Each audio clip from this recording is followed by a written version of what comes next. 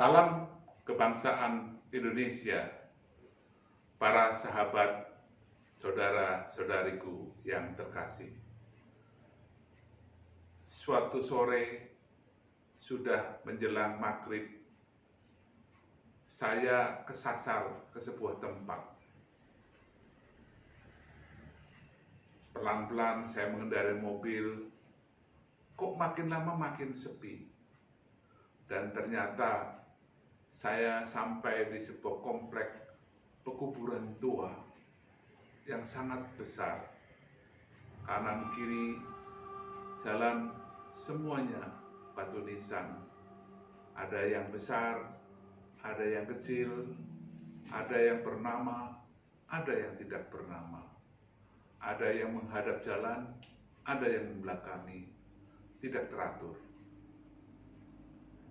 Kemudian tiba-tiba sambil setengah ngeri karena sepi, mata saya melihat sebuah nisan, sebuah kuburan yang lebih megah dari yang lain. Dan terlihat jelas nama orang yang dikubur di situ. Orang besar yang kalau saya sebutkan namanya, semua orang akan mengenalnya. Sementara kontras di dekatnya ada kuburan gundukan tanah yang tidak bernisan dan tidak terawat. Sambil mengendarai mobil, waktu itu belum ada GPS, khawatir kesasar terlalu jauh, saya merenung. Ternyata tokoh yang besar, yang kuburannya begitu megah, tidak ada bedanya dengan gundukan tanah yang tidak bernama. Entah siapa di dalamnya. Yang jelas, semuanya sepi. Hanya sesekali terdengar bunyi jangkrik, lamat-lamat.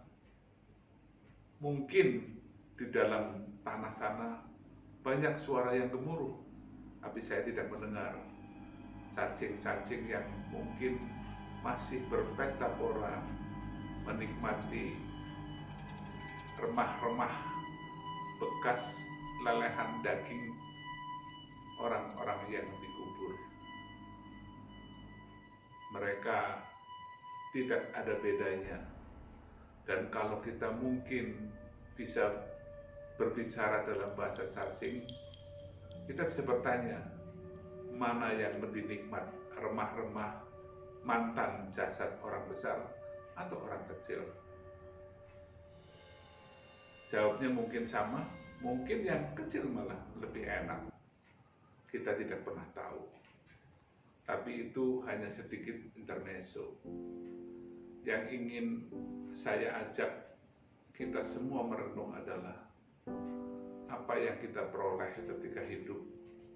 Apakah harta yang berlimpah, mungkin istri yang banyak, kedudukan, kehormatan yang tinggi, jabatan yang begitu panjang, gelar kebangsawanan maupun akademik yang luar biasa hebat. Semuanya tidak berarti ketika jasad kita sudah kembali ke tanah. Orang-orang yang dulu mengerubungi kita, yang seolah-olah mendewa-dewakan kita, sudah tidak ada. Musik yang gemuruh, yang mengiringi kehidupan kita, wangi anggur yang selalu ada di sekitar kita, makanan-makanan lezat, tidak ada. Yang ada hanyalah sunyi dan pelukan bumi yang mungkin sangat dingin dan cacing-cacing yang tidak henti-hentinya menggerogoti tubuh kita. Itulah kenyataan yang akan dihadapi oleh semua orang, termasuk kita kelak. Dan ketika pandemi ini semakin mewabah, waktu kita untuk menuju hari penentuan itu rasanya makin tidak pasti, mungkin makin dekat. Inilah yang perlu dan sangat perlu kita renungkan. Renungkan apa? Renungkan bahwa kita ternyata sama ketika ajal tiba. Kita semua tidak berdaya. Kita yang biasa mandi di kolam megah dengan sabun yang super wangi, ternyata mandi pun tidak bisa, harus dimandikan orang yang mungkin tidak kita kenal. Ketika kita melangkah ke tempat peristirahatan yang terakhir pun tidak mampu, harus digotong. Lantas apa kehebatan kita? Inilah yang perlu kita renungkan.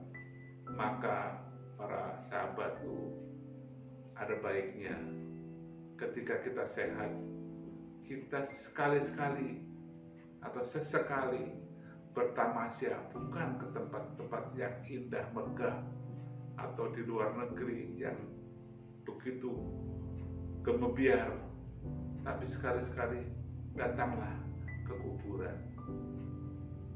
Aneh mungkin apa yang saya sampaikan, tapi tidak aneh kalau kita mau menyadari bahwa dari melihat kuburan kita bisa diingatkan apa yang akan terjadi kelak kemudian hari, dan kita disadarkan kalau kita selama ini sombong diri, takabur, kita bukan apa-apa, dan apa yang akan terjadi yang saya ceritakan pasti terjadi. Jadi sesekali datanglah ke kuburan. Kalau takut ya siang-siang, kalau berani agak malam, supaya suasananya bisa kita rasakan. Karena itu adalah rumah masa depan kita bersama. Dengan memahami itu, dengan merasakan nuansanya, mudah-mudahan kalau hidup kita masih banyak kekurangan, masih compang-camping di sana-sini, mumpung masih ada waktu, bisa kita benahi. Pagi mendengar jalan suci, kata Konghucu, sore hari mati pun ikhlas. Artinya apa? Kalau hidup kita sudah lurus, sudah sesuai dengan apa yang difirmankan oleh Tuhan, entah oleh Tuhan menurut versi agama apapun, kita sudah bisa memahami kemana kita akan berakhir dan apa yang harus kita lakukan agar kita berakhir dengan baik.